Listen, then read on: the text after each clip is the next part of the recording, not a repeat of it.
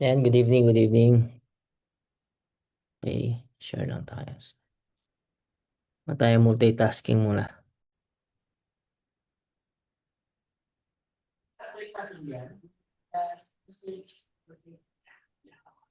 Okay,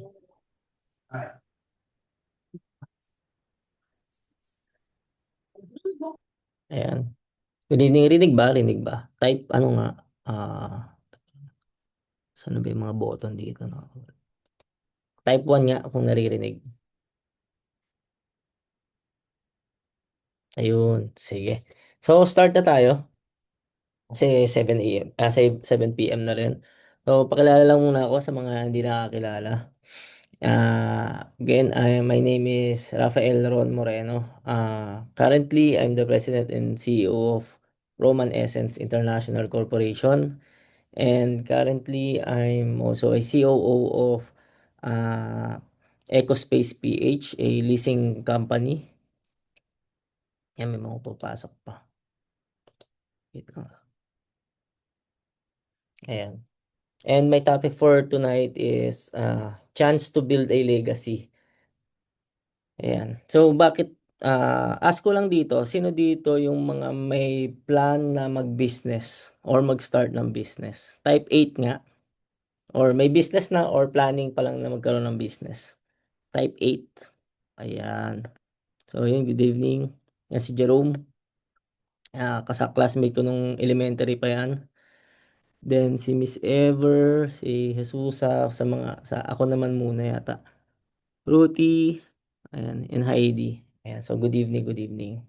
Ayan. So this topic, ito kang topic na to kasi is more on ano to, a story kung paano ba ano nangyari dun sa company na ginawa ng parents ko, then paano yung transition na succession planning sa akin, and ongoing pa rin succession planning for third generation. So ano ba yung mga journey or challenges and paano na lampasan yung mga challenges na yun.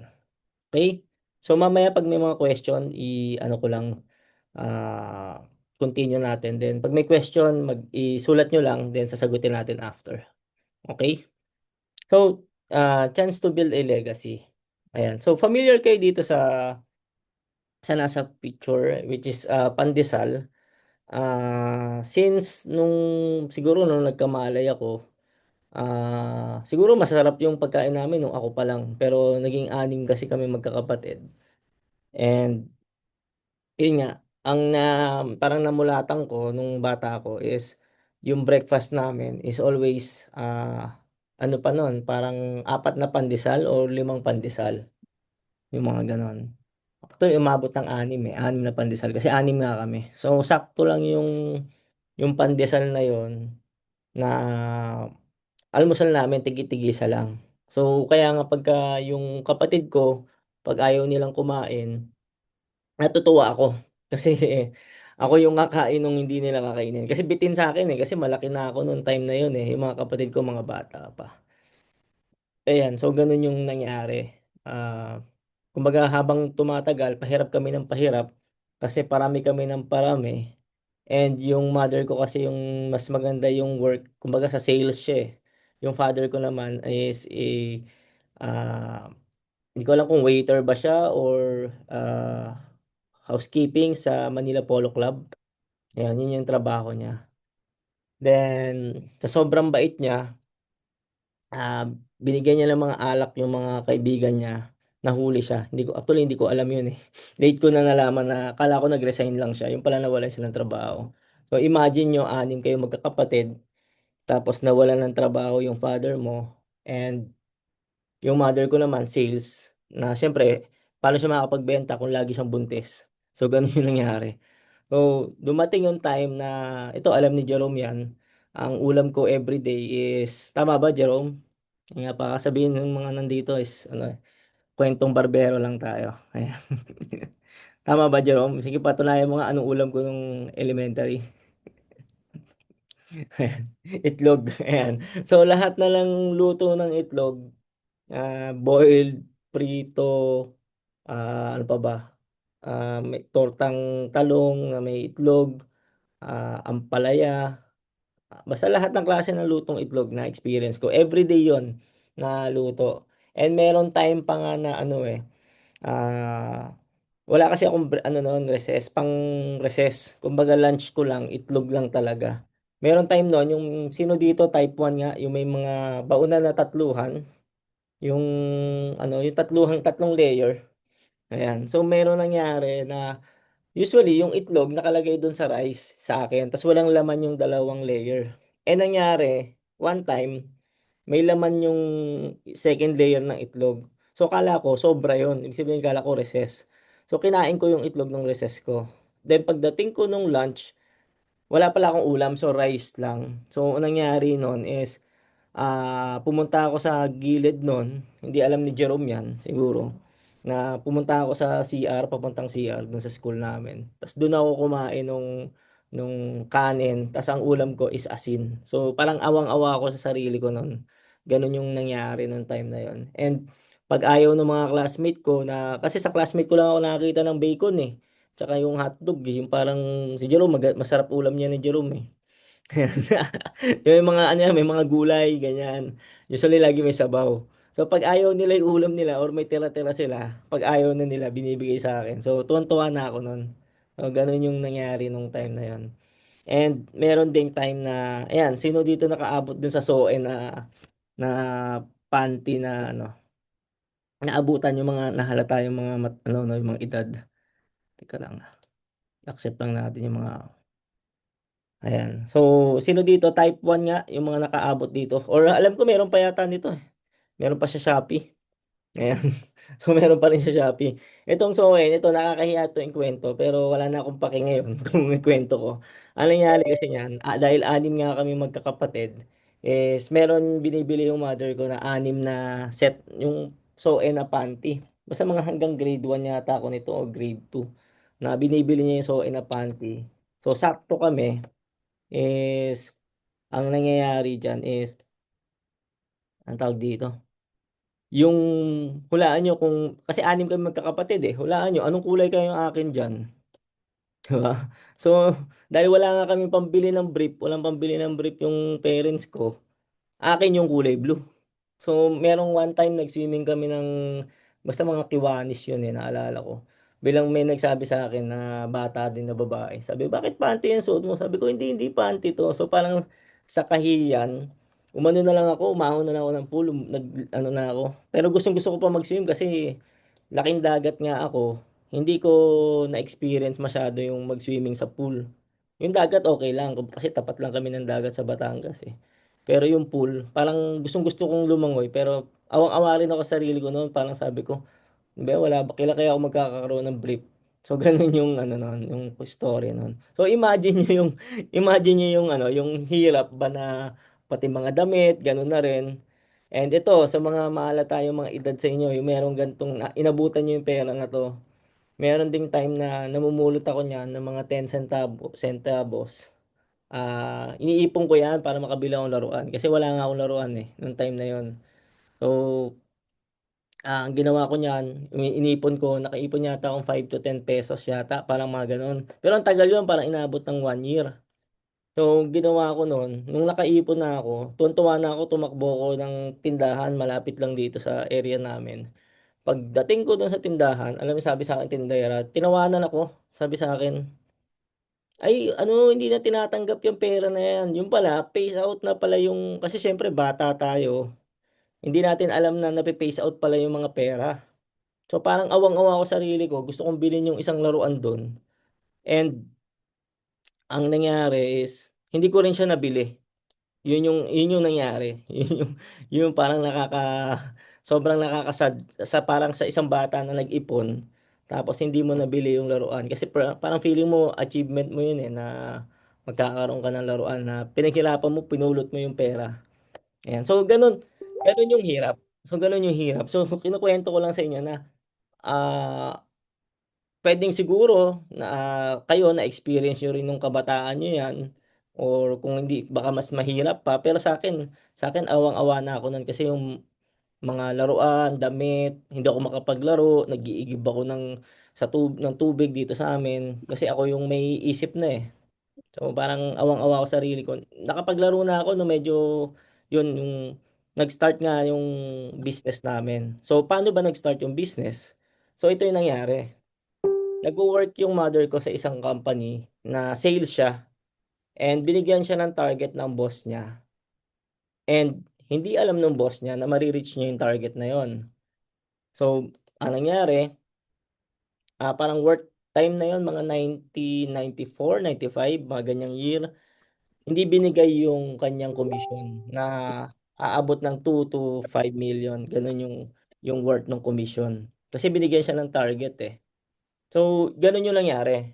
And sinabihan siya nung kaibigan niya na mag-resign ka na diyan, hindi okay yung company na yan.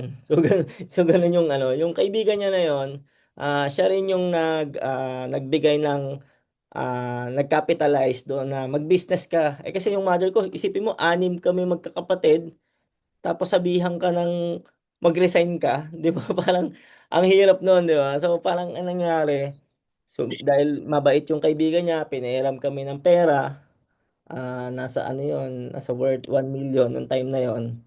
And pinahiram din kami ng sasakyan, tinulungan din kami sa mga connection. So ganun kasi ang ano dito, ang pinaka importante dito is yung nakita siguro nung kaibigan niya na or nung investor na talagang ano, ang tawag dito, may pag-asa or may kakayanan yung mother ko na magtayo talaga ng business or maitawid talaga yung ano, yung investment. Kumbaga ma-ROI yung investment.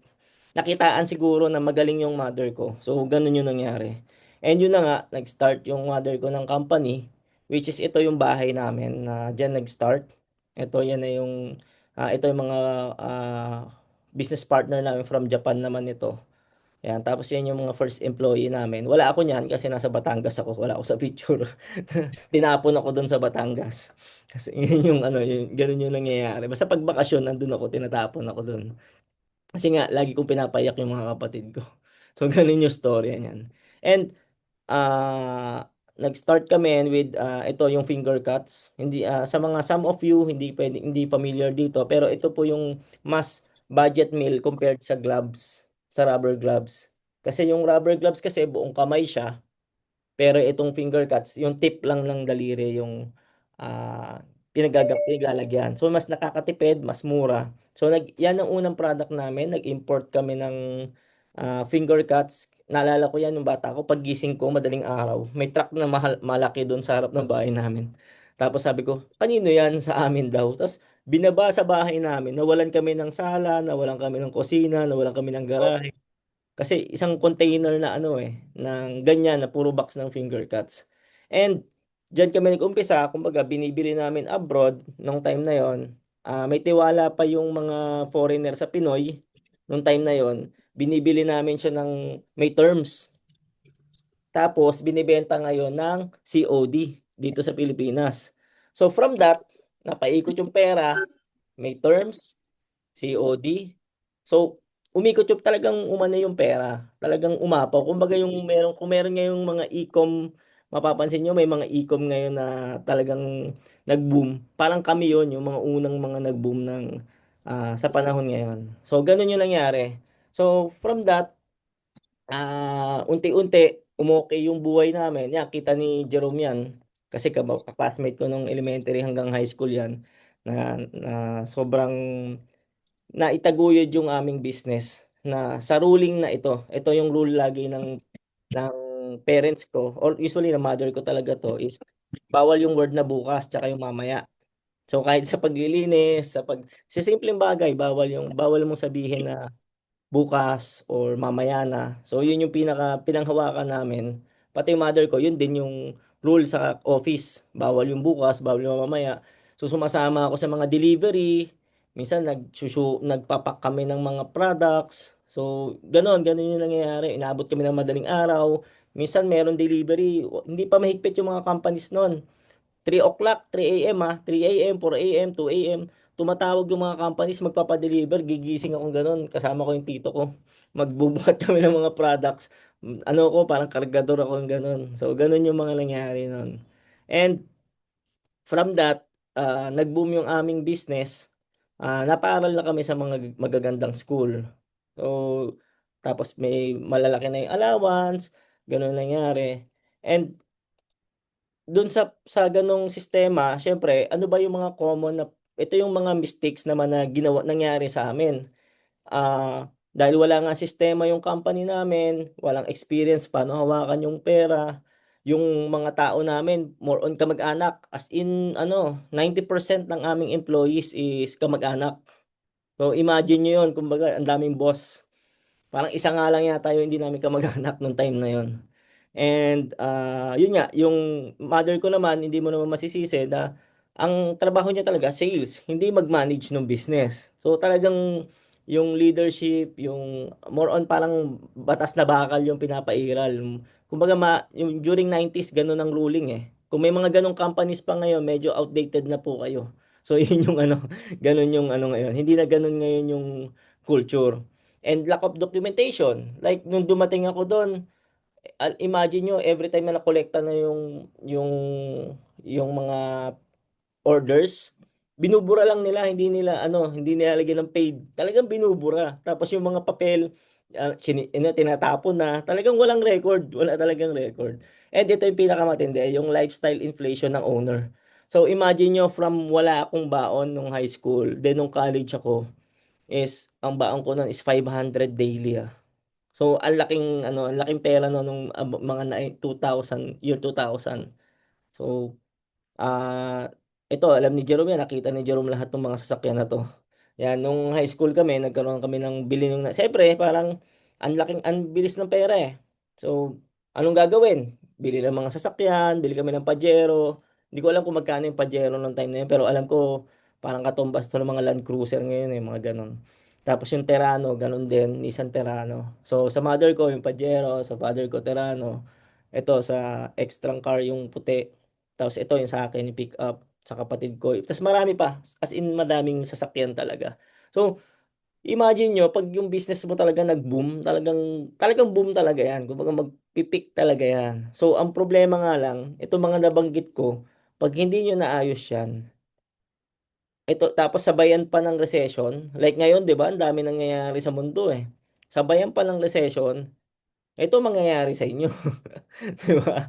So, nangyari sa amin yan. Hindi ko lang alam kung siguro hindi alam nila Jerome to, mga ano to, 2014, mga ganyan, 2009 hanggang 2014. Yan. Ano pa ako niyan, nagbabanda pa nga ako niyan, tumigil na rin ako niyan. So, nabaon kami sa utang. Akala ko nung time na yon is 50 million, ay 20 million lang yung utang namin. Pero nung chinek ko yung record is umabot siya ng 50 million. So imagine nyo, hirap na yung business nyo dahil with the recession, 2007, 2009, and mabaon pa yung company nyo sa 50 million na utang. Ah, sobrang hirap. I mean 20, every weeks parang nag-ano kami, nag-loan kami ng 2 million, 3 million.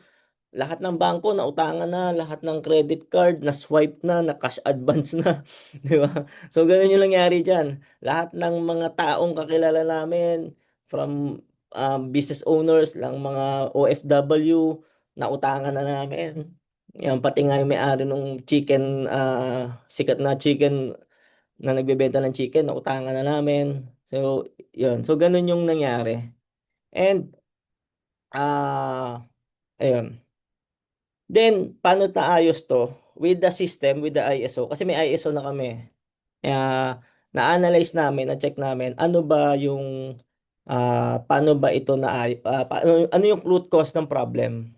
So, na-determine namin na yung number one client pala namin. Actually, ako yung nag-ano doon, nilabang ko talaga. Sabi ko, i-give up na natin tong number one client na to kasi lugi tayo. So, ginawan ko siya ng analysis, kompleto ng mga details, lahat. And nung give up namin yung client na yon na nakakabenta kami ng 2 million per month, unti-unti nabawasan yung utang namin na bayaran namin. Tapos hanggang lahat ng utang na talagang nawalis talaga. Like yung nandito sa picture. And nakakuha rin yung tamang mga tao and tamang sistema. Yun, with the ISO system din. And syempre, yung talagang yung talagang pagtutulungan ng mga naiwan doon sa aming organization. Nagbawas din kami ng mga tao dito, nagbenta kami ng mga properties, yung dream property ng mother ko na acquire namin sa South Forbes, yung mga Santa Rosa, meron kami diyan, binenta namin yun.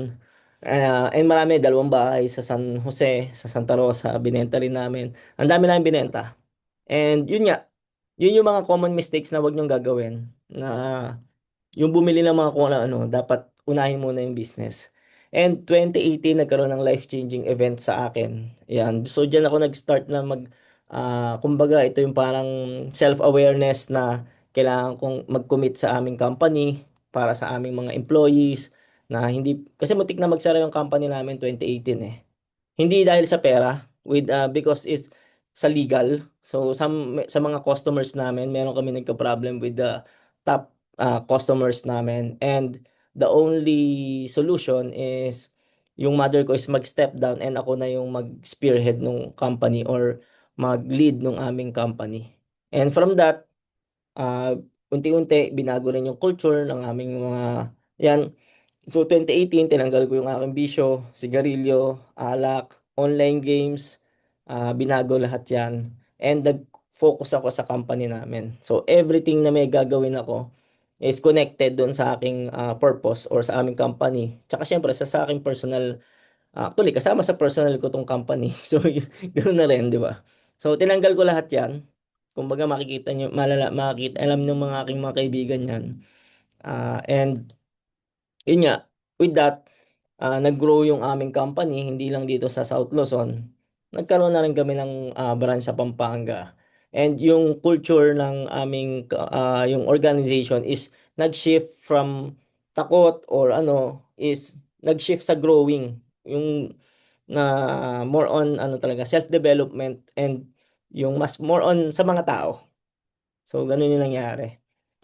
And with COVID, kahit na nagka-COVID, yung aming sales is bumagsak lang ng 30%. So, hindi katulad ng recession, bumagsak kami ng 70%. So, ang laki ng pagkakaiba. And meron kaming reserve na fund dito. Sabihin, kahit hindi kami mag-operate ng 2 years, meron kaming pampasweldo sa tao. So, ganun level. Ayun. And with ano na rin, sa mga yung mga learnings namin before. Kasi pag economics kayo, sa economics, every 10 years nagkakaroon ng recession. So paghahandaan nyo na yan. So ganun yung ano. Kumbaga hindi na siya bago. Tingnan nyo yung trend. Meron trend for recession. Okay? So napaghandaan ko siya. Alam ko na magkakaroon ng recession ng 2020. Pero hindi ko alam na COVID, di ba? Okay? So ganun yung nangyari. And 2025, 2026 meron din konting recession. And 2030 na yung susunod. So paghandaan nyo na lang din, di ba? So makikita nyo sa trend pagka ano, search nyo lang. Okay? And yun nga, dahil dyan, continuous improvement, next year is 30 years na kami. Then, ISO 9000 and 14,000 certified kami. Tapos, meron kami sa Manila, nagkaroon kami sa Pampanga, tapos yung mga aming logistic, kompleto na. And growing pa rin hanggang ngayon. And nagkaroon kami ng mga partners, at mga lumang partners na yung iba. Then, nagkaroon kami ng mga bagong partners. And naghahanap pa rin ako ng mga bagong partners. Hindi pa rin ako tumitigil na kailangan meron tayong madagdag na mga products or bagong mga partners and collaboration. Then, ito yung mga lahat ng mga automotive nakuha na namin, and yung mga ibang companies, ito mga few of the thousand na clients namin. Sila, yan, yung mga yan. And, yun nga, yung ito lang ang point ko lang dito, ba't ko ba kinukuwento is yung having a business or a chance, na mag-start kayo ng business or yung opportunity na dumating sa inyo, ano eh, hindi lang sa chance eh. Kumbaga ano na rin siya, chance to change, di ba? So, if nagawa namin sa family namin na mag-rise from nothing, from nagsusuot ng soe na blue, di ba? Na nag-uulam ng itlog, nag-aalmusal ng pandesal na sakto lang, and walang laruan, is nagawa namin. I think kaya nyo rin. So, challenge ko kayo na gawin nyo rin. Hindi naman sabihing mag-business, pero gawin nyo yung best. Diba? Ayan. And ito yung mga pwede nyo nang i-take action now. Kumbaga, start small but start now. Kumbaga yan yung ano namin eh. Start lang, nag-start kami kahit sugal talaga. And kung ano yung meron, isipin nyo wala naman kami eh. Kumbaga meron lang, ang meron lang is sobrang yung sipag, pagiging excellent lang talaga. And yun, may mga taong magtitiwala sa atin, sa ating ginagawa. And show up every day. Ayan, katulad ngayon, nandito kayo. So, importante yung malaking bagay na yung mag-show up tayo. And integrity, ito yung pinakamalaking bagay na sa akin ito yung muntik na kami magsara, pero with the integrity, na-survive pa rin namin. Pero kung wala kami integrity, for sure, sarado na kami. And family is a teamwork is a superpower, pero kailangan ma-manage mo na effectively. Kasi pwedeng sabi ay kamag-anak maganda, mas okay mapapagkatiwalaan. Pero kung effective, kung hindi effective, hindi siya asset, liability siya. So, yun lang. And ayan, ito yung mga aming mga companies and mga ah, kasama sa aming ecosystem ng mga companies. Okay? So, end of slideshow. Ayan. So, yan. Baka meron kayong, good evening. Ay, ang dami na pala natin. Ayan. So, good evening. Baka meron kayong question and sana may natutunan kayo dun sa aming story. Ayan. Baka meron ditong gustong magtanong or any na gustong i-share. Ayan. So, Jerome, baka meron kang ano. Ayan. Nakamute ka. Ayan. Hi, good evening. Thank you, Ron, pala sa pag-invite sa akin. Actually, Mm. first time kong, naririnig ba ako? Mm. Ayun. Ayan, First ayan. time kong mag-join ng session na ganito. Mm. Ayun, nakakatuwa. So, first time ko rin narinig yung story mo. Mm. Sa tagal natin nagsama. Oo. Kaya ko Hindi mo lang alam, ano? nalaman. Ganun pala yung sekreto mo. Actually, guys, talagang matagal kong naging kaibigan ko si Ron simula elementary hanggang high school. Kung tutuusin nga, kung magka-college kami, baka magkasama rin kami. Mm. Kaso, iba yung trip ni Ron eh. That Ayan. time. Nag-ibang school Pero kami. yun nga, siguro sa akin, since nakita ko na yung, talaga, nung bata kasi kami, mahilig talaga kami maglaro nung time na yun. Yung lugar kasi namin, medyo magubat yun, magubat. So, doon kami nagkita-kita. Para kami mga ano nun eh, kumbaga, mga batang kalye na nagkita-kita na lang sa isang lugar tapos naging magkaibigan. Tapos nagkita na lang bigla sa school. Ganon kami. Tapos yun, yun nga, kaming taga doon is hindi naman kami talaga ma, ano yung mga batang kalye talaga. Yung wala kami masyadong, talagang laro lang namin, magkikita kahit tanghali, ayan. So, nakita ko si Rod talaga nung simula nung bata hanggang sa paglaki. Nakita namin yung development ni Ron. Actually, marami kami magkakaibigan talaga. So, ayun, buti na lang at kahit papaano medyo busy busy si Ron. May time pa rin kaming magkasama. Lalo na ngayon, na-impluwensyahan ako ni Ron sa ganitong Hindi, ano. hindi na bad influence, no? Hindi na bad influence. Okay. Dati kami mga BI before. Um, Bad influence. Ayan. So, so, ako nagturo kay Jerome magsigarilyo. manigarilyo. Pero ako rin nagturo Nagturo na sa ano. amin manigarilyo. Sabi ko Tapos ayun, mag-quit na sila. nag-quit na, magastos eh. Sa akin naman, sa business, mag-start din kasi akong mag-ano ng business. Pero, ang gusto ko kasi matulungan yung company namin today. Mm. Actually, parang totoo nga, before talaga, boom yung ano namin, business namin. Sa construction kasi kami, equipment. So, nung 2015 hanggang 2018, talagang boom yung ano namin. Ngayon, nakakaramdam kasi kami ngayon ng ano talaga, sobrang baba ng sales namin. Mm. So, hindi ko lang sure kung dahil nga doon sa blood control, pero parang tama nga si Ron, nagkakaroon ng konting problema, lalo na doon sa system namin. Before kasi medyo dumami kami. Ngayon, lumiliit na yung company namin. Kumbaga parang nagre-resign na yung mga tao namin. Hindi ko alam kung bakit. Mm, Eh, may nakikita ako, kaso nga lang, gusto kong ipaano doon sa boss ko. mm, Kaya nagjo-join ako sa meeting na ganito eh. mm. Kasi gusto kong may itanong. Oo. Kasi parang, Pwede yun siguro nga, sa si culture, sistema na sa yun. culture yan, yung culture. Yun. Sigurado, parang ganun eh. Parang yung sinabi mo, yung dati kasi parang okay yung power yung ano, yung Mm. Yung kung ano, paano yung yung paano yung workplace is paano gumagana. Meron kasing mm, ano meron kasing meron na ngayong ano yung dati kasi red orange organization eh. Ngayon mm, nasa teal na kasi ngayon, teal organization. So iba na yung paano dati red is ano more on command eh. command, Oo. So ngayon hindi na ganoon.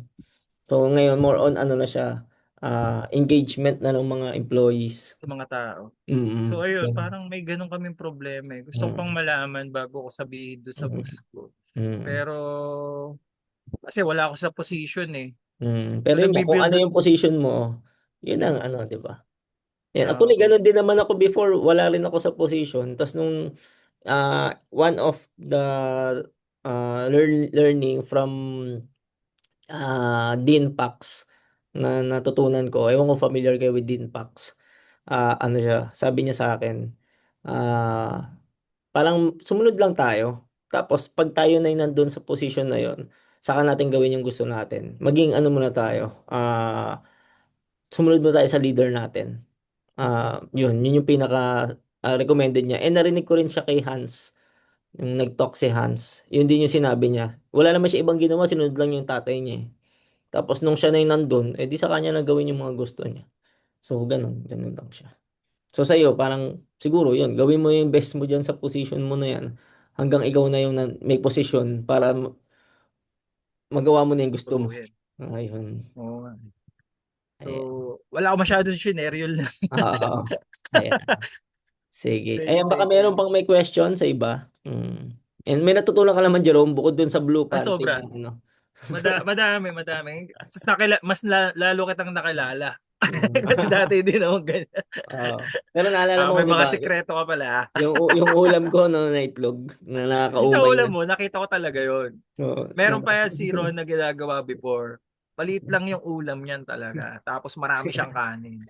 Yung ulam niya nilalagay niya doon sa pinaka ilalim nung kanin niya para ano siya. Tapos ang mangyayari niyan, hihinga siya ng sabaw. Ayan, hihinga siya ng sabaw. Eh di ba ako nga madalas yung may sabaw na gulay. Di yun, naghahati-hati kami doon. Trade-in kami before, Oo. trade-in. Trade in Oo, ng mga trade-in ulam. kami. Eh syempre, si Ron, Walang ka-trade in. wala nakikitang ulam. Siya lang yung taga-kuha. Wala pala siya iti-trade. Nakatago yung Ayun. ulam ko ng itlog, no? Tatago yung ulam. Ayun, sabi ko, So, yun pala yan. yung technique ni Ron. So, yun yung mga ano. Ayan. Baka may mga iba pang ano, may iba pang question. Yung iba kasi late na nakapasok eh, no? Ayan. Baka may question pa kayo. Ayan. Sino tong 013294? Ayan. So, yun, yung mga late na nakapasok, more on ano, teka lang, no? Tanggalin na natin yung record nito. Ano pa